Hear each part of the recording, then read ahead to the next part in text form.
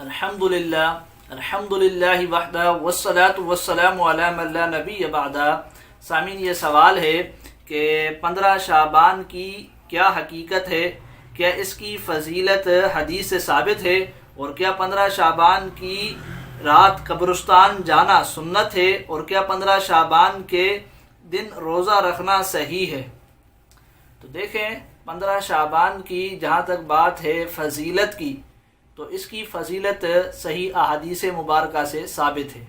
مثلا آپ یہ حدیث دیکھ لیں، حضرت معاذ رضی اللہ تعالیٰ عنہ کی حدیث ہے اور صحیح سند کے ساتھ ہے کہ وہ فرماتے ہیں کہ نبی علیہ الصلوۃ والسلام نے فرمایا کہ اللہ رب العزت 15 شعبان کو اپنی مخلوق کی طرف نظر رحمت فرما کر تمام مخلوق کی مغفرت فرما دیتے ہیں سوائے مشرک اور کینہ رکھنے والے کے۔ اس کے علاوہ بھی احادیث مبارکہ ہیں اور اس پر ہمارا تفصیلی بیان ہے، آپ کو یوٹیوب پر مل جائے گا۔ تو بہرحال سامعین، 15 شعبان کی فضیلت صحیح احادیث مبارکہ سے ثابت ہے، اس لیے اس رات کو نفلی عبادات کا اہتمام کیا جائے۔ ذکر اذکار ہو گیا، تلاوت ہو گئی اور اسی طریقے سے نفلی نماز ہو گئی۔ لیکن یہاں یہ بات یاد رکھیے کہ بعض لوگ صلاۃ التسبیح جو نفلی نماز ہے اس کو جماعت کے ساتھ پڑھواتے ہیں یا پڑھتے ہیں، جبکہ نفلی نماز کی جماعت نہیں ہوتی، تو اس سے بچنا چاہیے۔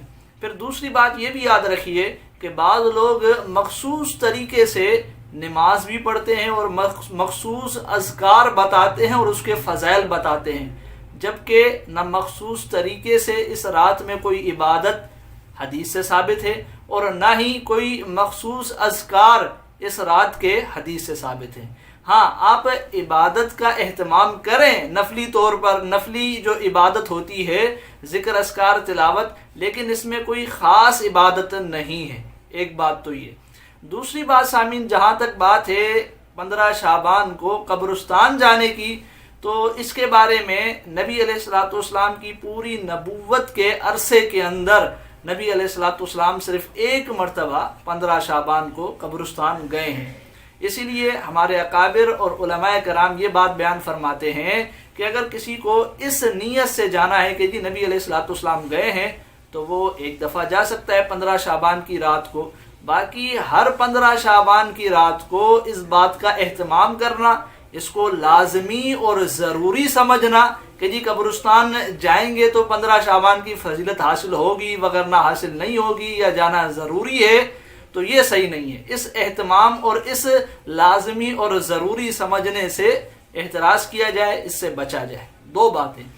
تیسری بات، جیسا کہ سوال کے اندر 15 شعبان کے دن روزے رکھنے کے متعلق پوچھا گیا، تو 15 شعبان کے جہاں تک روزے کی بات ہے تو اس کے بارے میں علماء کرام فرماتے ہیں کہ اس کے بارے میں کوئی صحیح حدیث نہیں آتی، کوئی صحیح حدیث نہیں آتی۔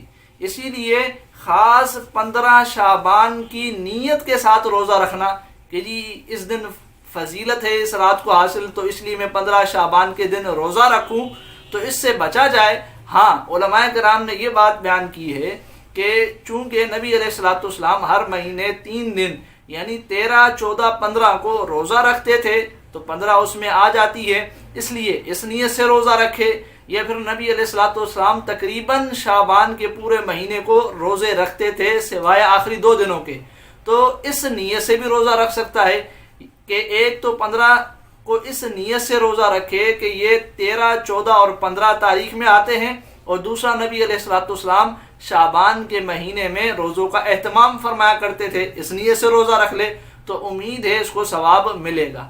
باقی اس نیت سے کہ جی 15 شعبان کی رات کو فضیلت حاصل ہے اس لیے میں دن کو روزہ رکھوں، تو اس دن کے روزے کی خاص کوئی فضیلت صحیح حدیث سے ثابت نہیں ہے۔ تو یہ ہے 15 شعبان کے حوالے سے جو آپ نے سوال کیا تھا اس کا جواب۔